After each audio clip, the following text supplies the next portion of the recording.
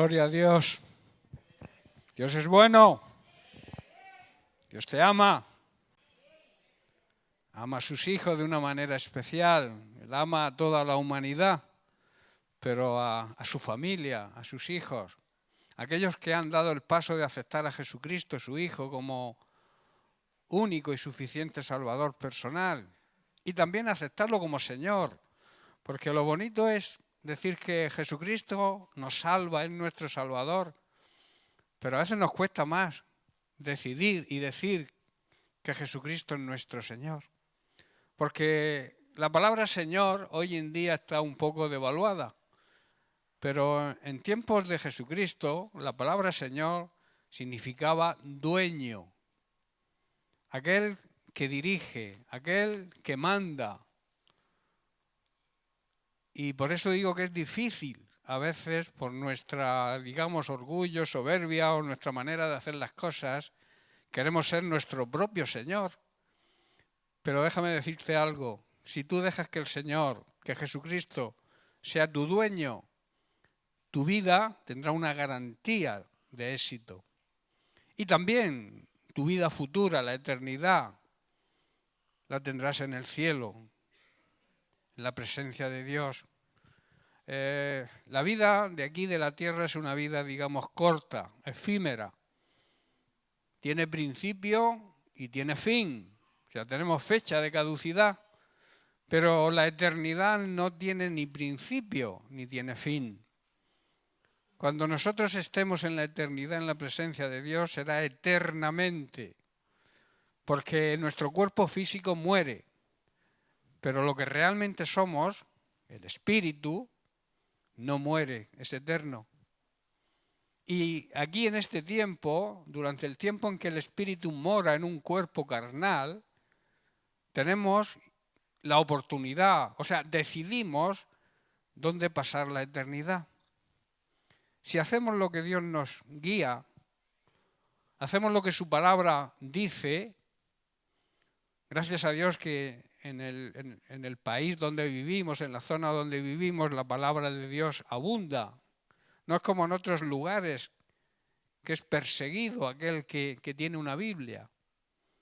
Incluso se conforman con una pequeña hojita que la esconden, porque si le descubren la Biblia son muertos, son perseguidos. Tenemos que orar mucho por la iglesia perseguida, porque nosotros, por ahora, no nos persiguen, y si nos persiguen no es hasta la muerte, ¿verdad? Y tenemos Biblia, tenemos la palabra de Dios para estudiarla, para meditarla, para profundizar en ella. A veces creemos que sencillamente con leer un par de versículos al día estamos en acuerdo con Dios. La Biblia hay que meditarla, hay que estudiarla. Hay que buscar la revelación del Espíritu Santo. Antes de ponernos a leer la Biblia, hay que pedirle al Espíritu Santo que nos guíe, que nos revele lo que Dios nos quiere decir cuando leemos la Biblia. La Biblia no es un libro, no es una historia escrita en un libro. La Biblia no es antigua ni moderna, es eterna, porque la palabra de Dios es eterna. El cielo y la tierra pasarán, pero su palabra permanece ahí. Esta tierra será destruida. Los cielos también, habrá cielos nuevos, nueva tierra, pero la palabra de Dios permanece para siempre. Y eso es algo que debemos apreciar los que creemos y también empezar a darse cuenta aquellos que todavía no han dado el paso de entregar su vida a Cristo. Entregar la vida a Cristo es confesarlo, como he dicho al principio, como nuestro Señor y Salvador personal. Y entonces se recibe por gracia, por un regalo de Dios. Pablo dice que somos salvos por gracia, por la gracia de Dios, porque Dios nos concede el regalo de la salvación. Y el regalo de la salvación se llama Jesucristo. Si tú aceptas el regalo, vas a poder disfrutar de él. El que se niega, el que rechaza el regalo de Dios, Jesucristo, la salvación, se condena. Así de claro, Dios no condena a nadie. Somos nosotros quien decidimos seguir los consejos de la Biblia, los consejos de Dios, seguir a Jesucristo, y entonces somos salvos por gracia, por regalo. Las obras buenas no salvan a nadie. Hay un concepto equivocado sobre las obras. Muchos religiosos creen que para salvarse hay que hacer buenas obras. Pero la obra de salvación la hizo Jesús, muriendo en una cruz por nosotros. Y cuando reconocemos eso, entendemos eso y lo aceptamos, Dios nos regala la salvación. O sea, no son nuestras obras. Las obras buenas, las cuales debemos andar en ellas, son consecuencia de la salvación. Yo hago buenas obras porque soy salvo. No me salvo haciendo buenas obras.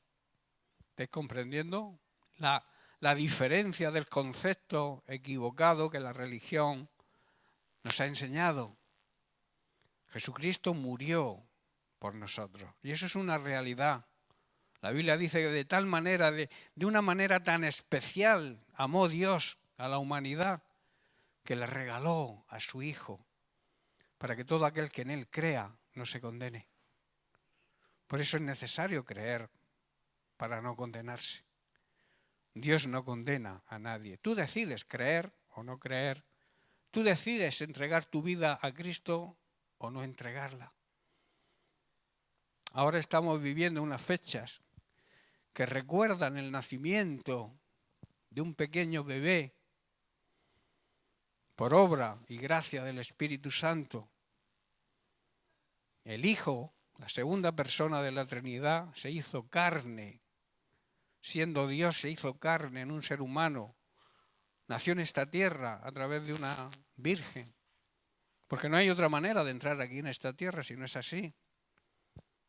Se nace a través de una mujer.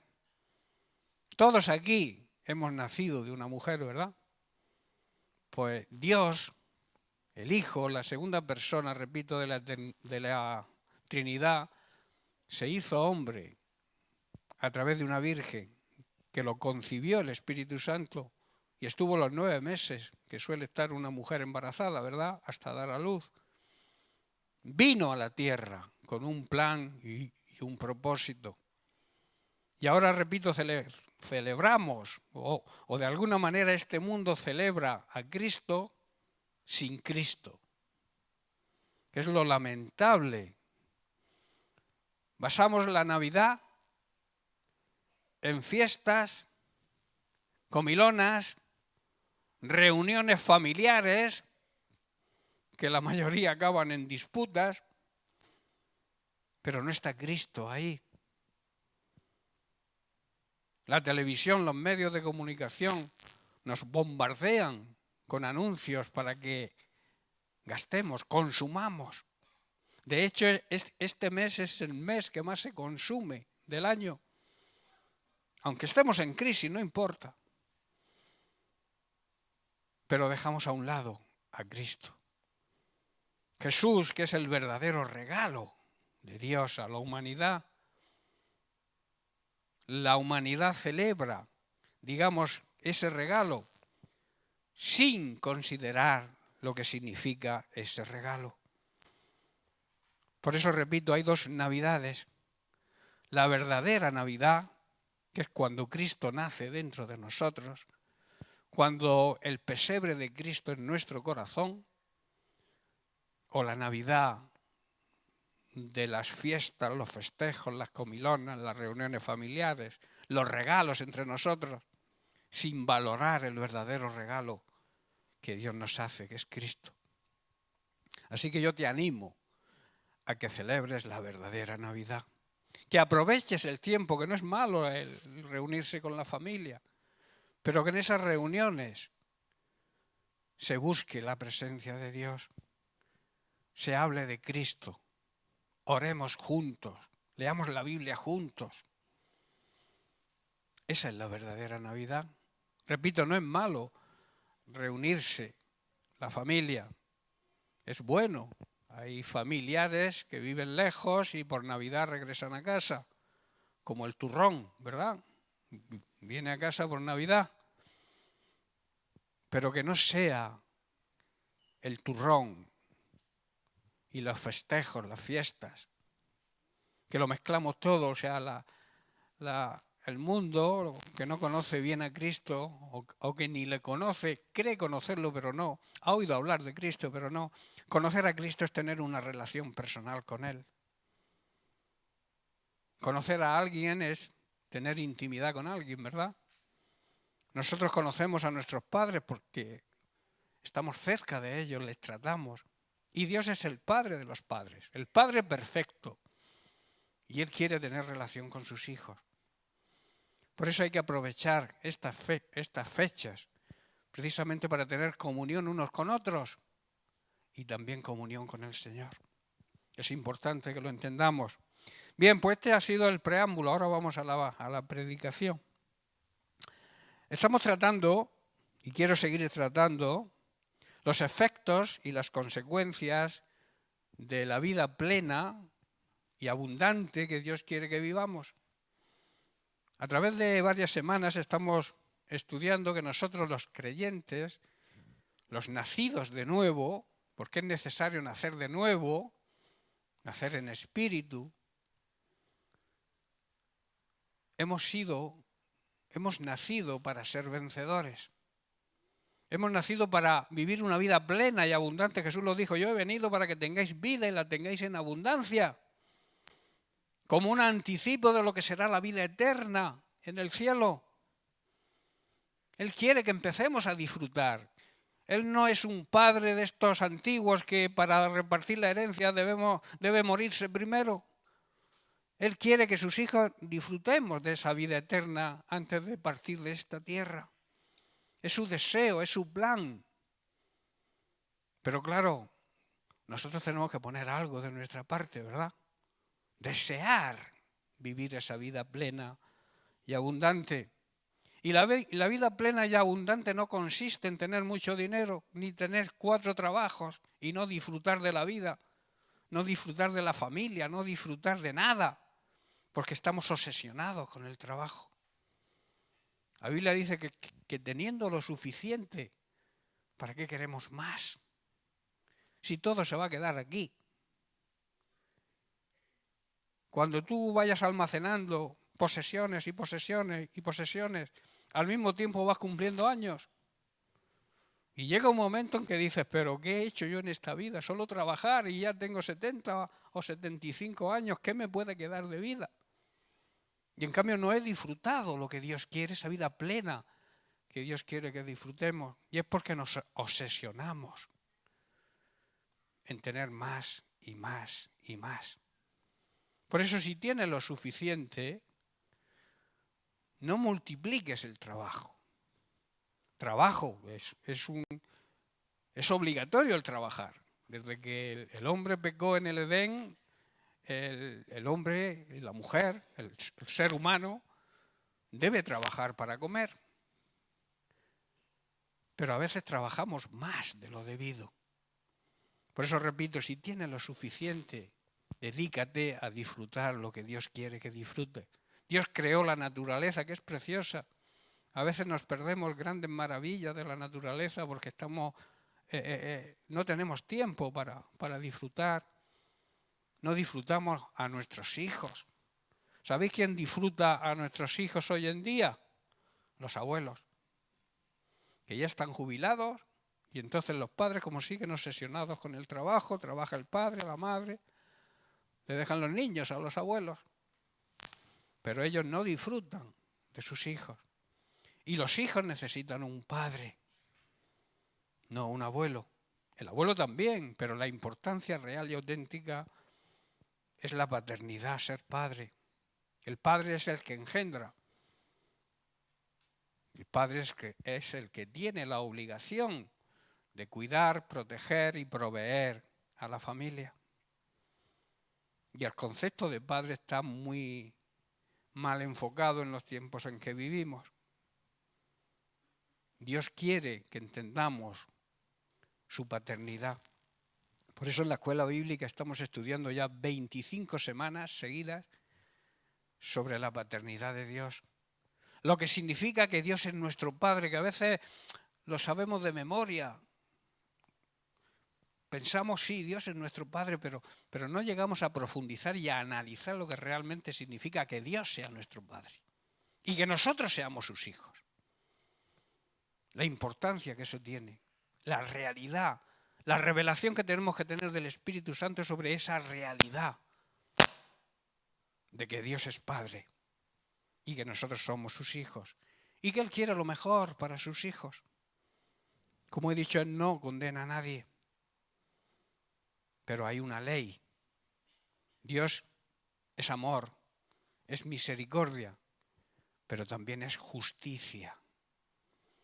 La Biblia dice que Dios no va a dar nunca al culpable por inocente, a no ser que se arrepienta. Y entonces Dios lo perdona y llega la salvación a su vida. Hermano, Jesús nos marca a través de su palabra, nos muestra cómo podemos vivir esa vida plena y abundante que Él tiene para nosotros. El Espíritu Santo da testimonio de esta realidad y también da testimonio de nuestra identidad. En Romanos capítulo 8, versículo 14, Pablo dice: porque todos aquellos que son guiados por el Espíritu de Dios, estos son hijos de Dios. ¿Qué significa esto? Que aquellos que son guiados por el Espíritu Santo demuestran su identidad, demuestran que en realidad son hijos verdaderos de Dios. Y los demás, la gente que nos rodea, tendrán que reconocer que realmente somos hijos de Dios porque le obedecemos, le seguimos y le honramos.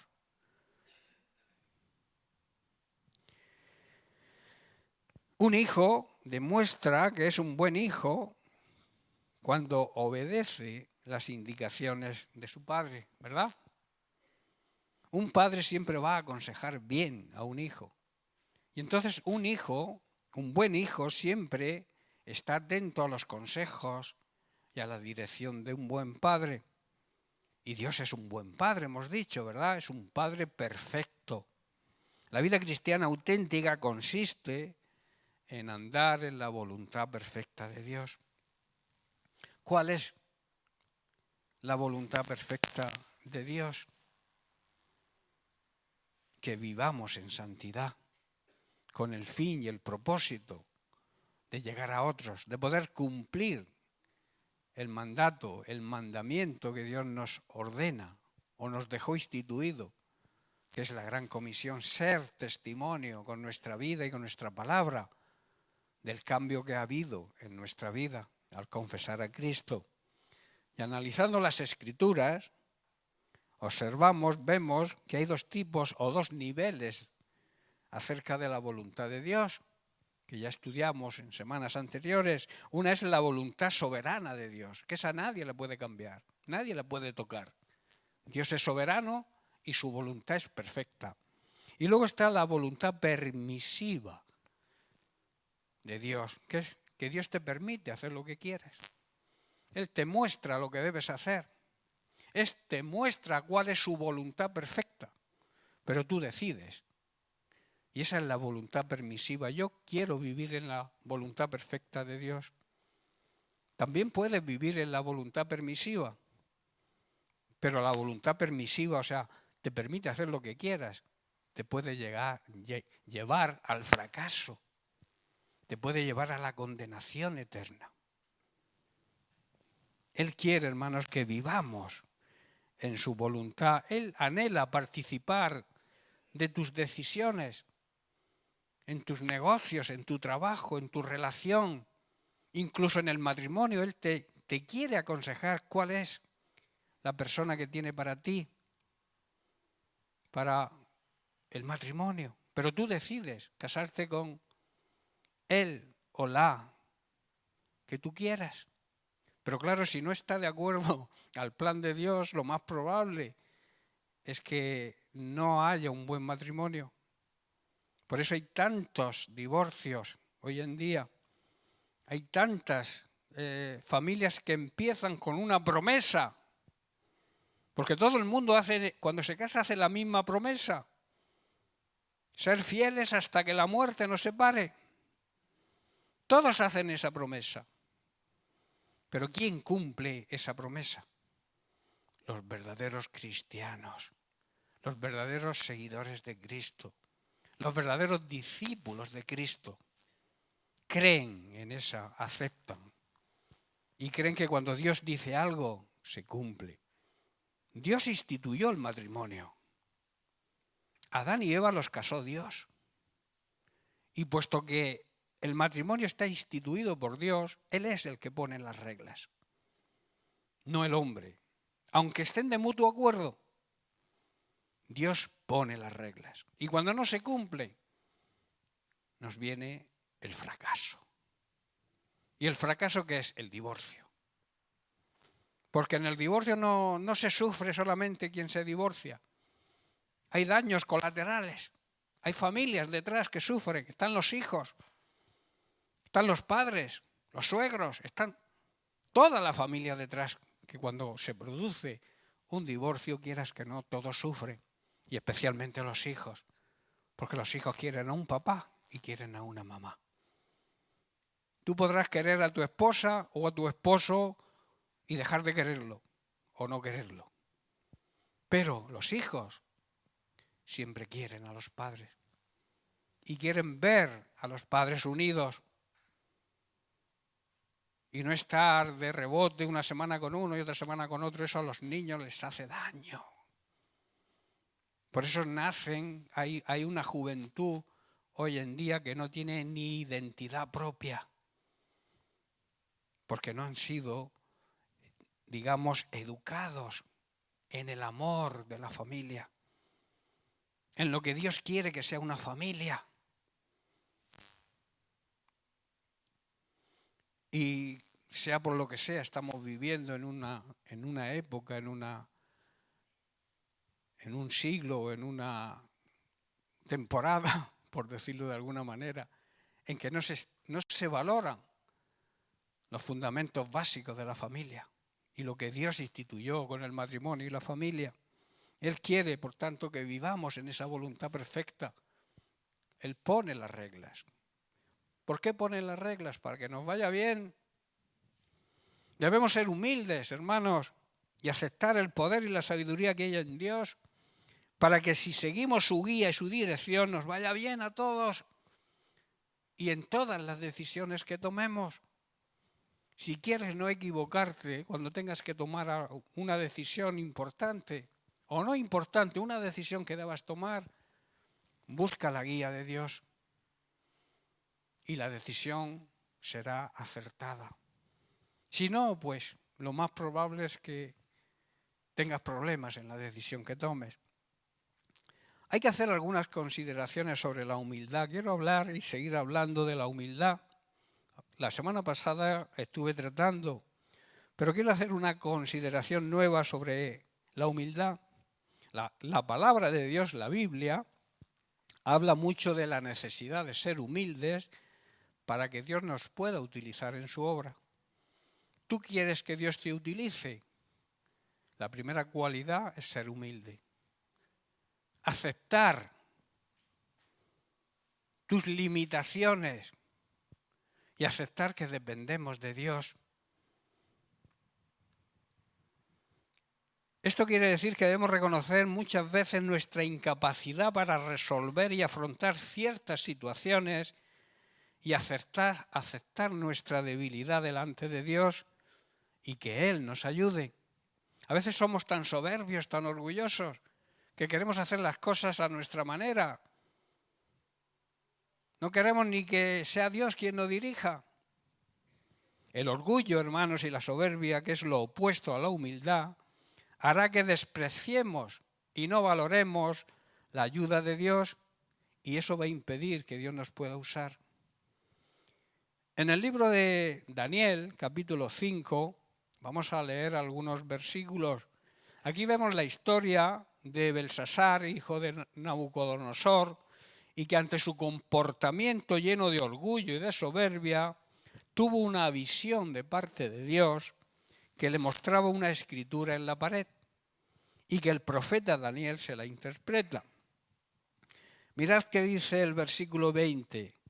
Dice, mas cuando su corazón se ensoberbeció, o sea, se llenó de orgullo y de soberbia, y su espíritu se endureció en su orgullo, fue depuesto, fue destituido del trono de su reino y despojado de su gloria. Las consecuencias del orgullo y la soberbia. Versículo 26 dice, esta era la interpretación del asunto. Las palabras que vio en la visión escritas en la pared. Una era mené, que significa, le tradujo, le interpretó el profeta, contó Dios tu reino y le ha puesto fin. Verso 27, tekel, que significa pesado has sido en balanza y fuiste hallado falto.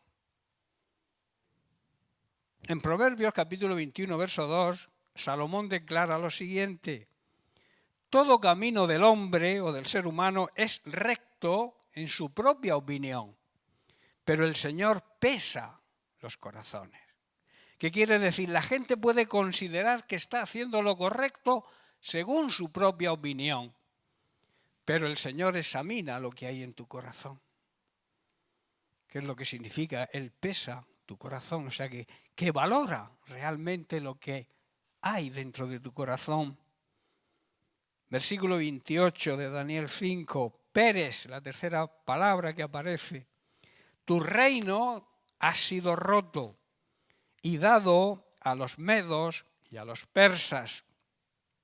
La enseñanza de este pasaje nos muestra las consecuencias del orgullo y de la soberbia.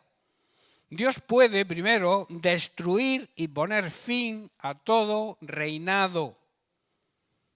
Espiritualmente significa que cuando nos entronamos, cuando nos sentamos en el trono nosotros, en nuestro orgullo, somos tercos, somos tozudos, que son características del orgullo, creyendo que nuestra manera de dirigir nuestra vida es la correcta y menospreciamos la ayuda de Dios, Dios va a terminar con nuestro reinado, con el reinado de nuestro orgullo y de nuestra soberbia. Recordar que Dios levanta al humilde, pero achaca, le hace morder el polvo, dice una traducción, al orgulloso. Punto número 2. Dios nos pesa en la balanza y no damos la talla, no damos la medida. Esto espiritualmente hablando significa que el orgullo hace que desaprovechemos las oportunidades que Dios nos da para rectificar nuestra conducta orgullosa. Quizá hoy Dios te está hablando sobre tu orgullo. Aprovecha la oportunidad y cede, deja de ser terco. La terquedad también es una característica del necio, de la persona falta de sabiduría. La humildad produce tremendos beneficios. El orgullo y la soberbia produce tremendos fracasos. Y es más, el orgullo y la soberbia dentro de un creyente, dentro del pueblo de Dios, hace que Dios te deje a un lado, que no te utilice para nada, que sea simplemente un florero, una maceta. No sé si entendéis. Cuando así lo hacemos, no estamos dando la medida. Cuando somos tercos, tozudos, no estamos dando la talla que debe dar un verdadero discípulo. Y recordemos que Dios nos llama a ser discípulos, no a ser creyentes. Discípulos son aquellos que aprenden, que desean aprender, que cuando Dios les habla asimilan la enseñanza y la ponen por obra. No se trata de oír y por aquí me entra y por aquí me sale. Se trata de prestar atención a lo que Dios nos dice y ponerlo por obra para nuestro propio bien. En tercer lugar, Dios divide. Esto significa que si nosotros seguimos en nuestra prepotencia y nuestro orgullo, haciendo las cosas a nuestra manera, Dios nos apartará de todo ministerio y se lo entregará a personas que sean humildes. Tú puedes tener un gran ministerio de parte de Dios, pero si eso te enorgullece, te llena de soberbia, Dios te va a apartar del ministerio. No va a dejar que utilices, porque el orgullo lo va a impedir. Y va a coger a personas que sean humildes, que estén dispuestas a reconocer sus limitaciones, que aprecien la ayuda de Dios y que acepten que dependemos de Él. En Mateo capítulo 25, verso 29, Jesús dice, porque al que tiene, le será dado y tendrá más. Y al que no tiene, aún lo que tiene, lo poco que tiene, le será quitado. ¿Qué quiere decir Jesús con estas palabras? Dice, Jesús está diciendo, a los que usan bien lo que Dios les da, se les dará aún más y tendrán en abundancia. O sea, a las personas que son responsables, Dios les va a dar más responsabilidad. ¿Estás comprendiendo? Dios te capacita. Y si eres una persona que le gusta trabajar para el Señor, que eres responsable en el trabajo que te ha dado, el Señor lo ve. Esta persona, este hijo mío, le puedo encargar más cosas porque es una persona responsable. Eso también ocurre en el mundo natural, en la empresa donde trabajas. Si ve el jefe que eres una persona que cumple bien que eres responsable en tu trabajo, aparte de subirte el sueldo, te dará más responsabilidad. ¿Estáis entendiendo, hermano? Y luego en la contrapartida, pero a los que no hacen nada con lo que Dios les da, aún lo poco que tienen les será quitado. O sea, se les va a olvidar lo que Dios le ha puesto en su ministerio, porque no lo ejecutan, no lo ejercen. Es como alguien que tiene una carrera, si no ejerce, pues se pasan los años y al final se le va a olvidar. O cuando te sacas el carné de conducir, si no conduces, al cabo de 2 o 3 años no te vas a acordar de conducir. ¿Lo entendéis lo que significa?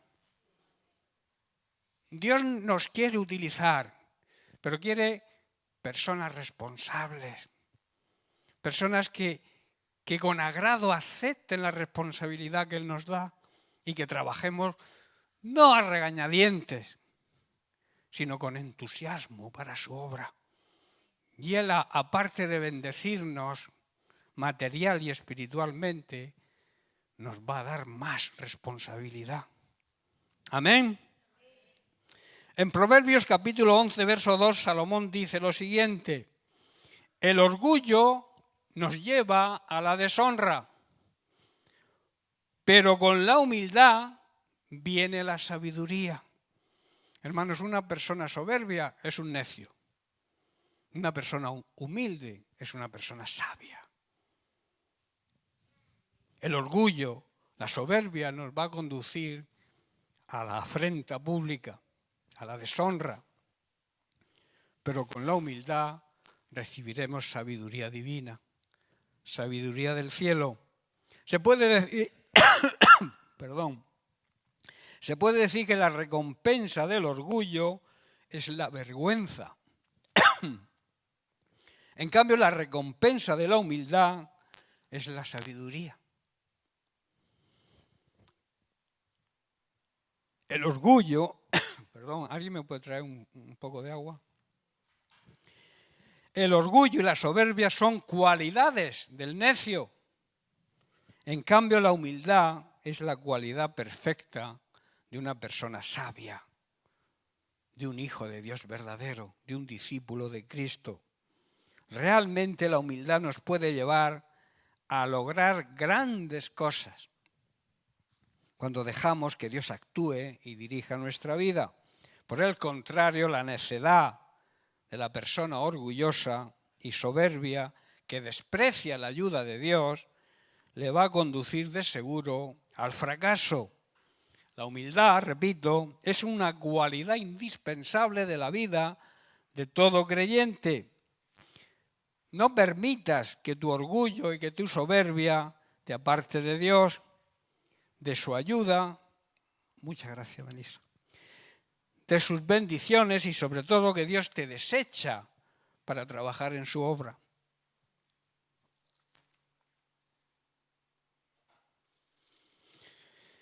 El orgullo y la soberbia nos descalifica para que Dios pueda utilizarnos. Hacemos que no demos la medida, la talla. Recuerda, el Espíritu Santo da testimonio de nuestra realidad y de nuestra identidad. Quiero hablar ahora de la grandeza de la humildad. Hay un gran poder en la humildad. La humildad nos libera de toda carga de orgullo y de soberbia, porque el orgullo y la soberbia son cargas, y cargas pesadas. La humildad es la actitud que reconoce el lugar que nos corresponde bajo la condición de criaturas de Dios, de creación de Dios, y se opone rotundamente al orgullo y a la falta de sencillez y naturalidad. Y también la humildad se opone a la presuntuosa manera de ser, de hablar o de actuar. Hay personas que cuando las oyes hablar como que te repelen, porque les notas en su propia manera de expresarse que son orgullosas y soberbias. A mí me ha pasado con ciertas personas, se les nota, es como el mal aliento. Lo nota siempre el que está al lado, no ellos mismos. El mal aliento nadie se da cuenta que lo tiene. Pues lo mismo ocurre con el orgullo y la soberbia, que muchas personas lo tienen, pero no se dan cuenta. Pero el que está al lado sí lo huele, sí se da cuenta. La persona humilde reconoce su dependencia de Dios, no busca el dominio sobre sus semejantes, sino que aprende a darles valor por encima de sí mismo. En el Salmo 10, versículo 17, el salmista declara lo siguiente: el deseo de los humildes oíste, oh Dios, tú dispones su corazón y haces atento tu oído. El Señor conoce, reconoce la esperanza y la fe que hay en los humildes y escucha su clamor y los consuela.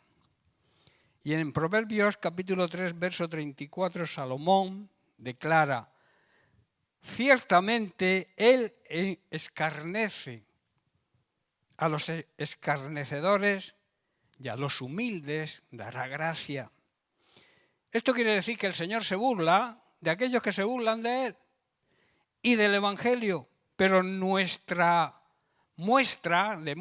su bondad a las personas humildes, a los que reconocen su dependencia de Él. Y en Isaías capítulo 57, versículo 15, dice así, habla Isaías, pero es Dios hablando por boca de Isaías: porque así dijo el alto y sublime, el que habita la eternidad y cuyo nombre es el Santo. Declara lo siguiente, dice: yo habito en la altura y en la santidad, y también habito con el quebrantado y humilde de espíritu, para hacer vivir el espíritu de los humildes y para vivificar, para dar vida el corazón de los quebrantados. El Señor que vive en la eternidad, que es eterno, mora en el lugar alto y santo junto con aquellos de espíritu arrepentido y humilde. Y también restaura el espíritu destrozado de la persona humilde y reaviva el valor y la fuerza de los que se arrepienten de verdad. Estoy ya terminando. No hay gloria sin cruz. Hoy en día hay muchos predicadores, muchas, iglesias denominadas cristianas, pero que de cristianas tienen poco, que predican un evangelio sin cruz. Pero la base del Evangelio es la cruz, no la cruz en sí, no el instrumento de tortura, sino lo que ocurrió en la cruz. Y no hay honra sin sufrimiento. A veces nos cuesta dejar de ser orgullosos y sufrimos, pero es necesario el sufrimiento y ser humildes. El amor y la honra deben estar por encima del dolor y del quebrantamiento. En Romanos capítulo 12, verso 16, Pablo hace un llamado precisamente a la humildad. Dice, unánimes, de un mismo sentir, quiere decir, entre vosotros, no altivos, esos que miran por encima del hombro, sino asociándose con los humildes. Hay personas que no quieren asociarse con los humildes porque no son de su categoría. Y Pablo nos dice, no seáis sabios en vuestra propia opinión, en la manera de ver las cosas. Hermanos, esto es un llamado a vivir en armonía unos con otros. No debemos ser tan orgullosos, está diciendo Pablo, como para no disfrutar de la compañía de la gente común y humilde y no pensar que lo sabemos todo. Hay un refrán por ahí que dice, no me acostaré sin saber una cosa más. El orgulloso y el soberbio cree que lo sabe todo. La persona humilde reconoce que aunque lleve 30 años en el Señor, uno que lleve 5 días le puede enseñar algo. Hay que estar abiertos a lo que Dios nos puede enseñar. Al profeta le habló una burra. Recordad, ¿no? Cuando iba a maldecir al pueblo de Dios por dinero, porque era un profeta que le gustaba. Dice que en el camino se puso delante un ángel y la burra lo vio, pero él no. Y le pegaba a la burra para que andara. Y la burra, si no puedo pasar, si hay un ángel ahí. Y tuvo que hablarle la burra. ¿Cómo no voy a permitir yo que una persona que no es un animal de 4 patas me pueda enseñar algo a mí, aunque lleve 50 años en el Señor? Eso es humildad, hermanos. Eso es humildad. Aceptar que alguien te pueda enseñar algo, aunque lleve muy poco tiempo en el Señor. Tenemos la promesa que a su tiempo, al tiempo del Señor, Dios exaltará a los humildes sobre los soberbios. En el Salmo 147, versículo 6, dice,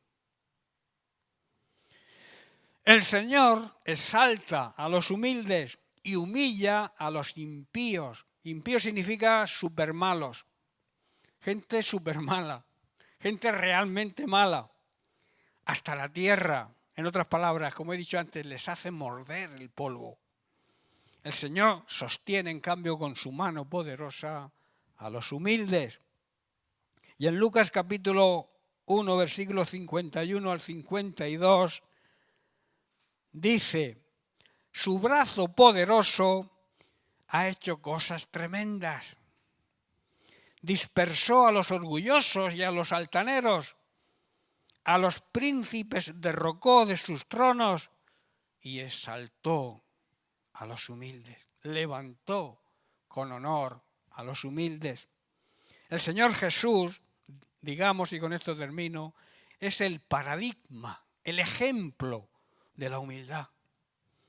Pues siendo Dios, un Dios de gloria, se humilló a sí mismo, asumiendo la naturaleza humana siendo Dios, y dio en todos sus pasos verdadero ejemplo de humildad.